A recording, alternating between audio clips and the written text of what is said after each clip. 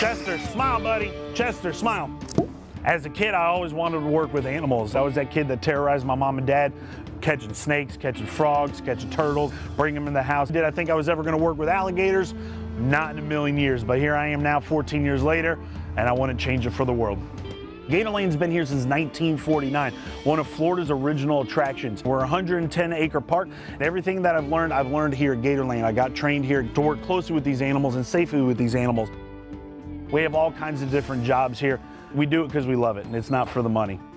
The first folks to encounter alligators in the wild were Seminole Indians, the native folks here in the state of Florida. So those Seminole Indians would use some ropes to be able to tie and secure the mouth. They'd have to find a way to get down on the back of the alligator and safely.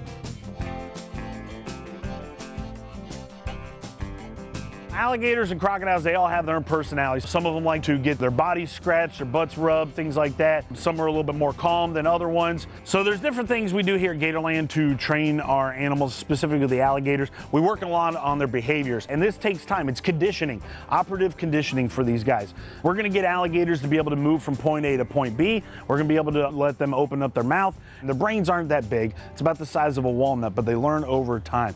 We help raise them all the way from hatching out of the egg to our biggest being about 13 feet 8 inches. And the biggest thing is you don't want to go feed these animals out in the wild. It's against the law to feed, touch, and catch wild alligators. They get too used to people too quickly. We're always going to have our close calls. I want to plead the fifth on my close calls there, all right? But we have some instances every now and then. Nothing major, nothing crazy. These guys get used to us, which actually makes them a little bit more dangerous than per se a wild alligator. A wild alligator is going to go away from humans.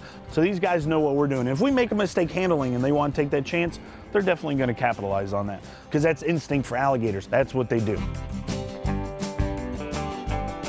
The alligators, pound for pound, have the strongest bite of any animal in the entire animal kingdom.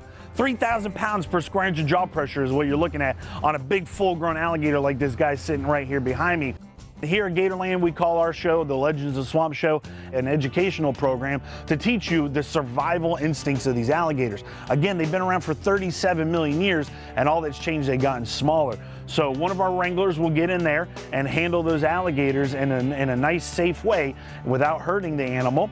And basically, we promote the alligator to be the star of the show. And he is the star of the show. Our alligators are what make Gatorland famous. You're never going to really see big alligators like this in the wild. They get huge here at Gatorland, and they have a good life out here.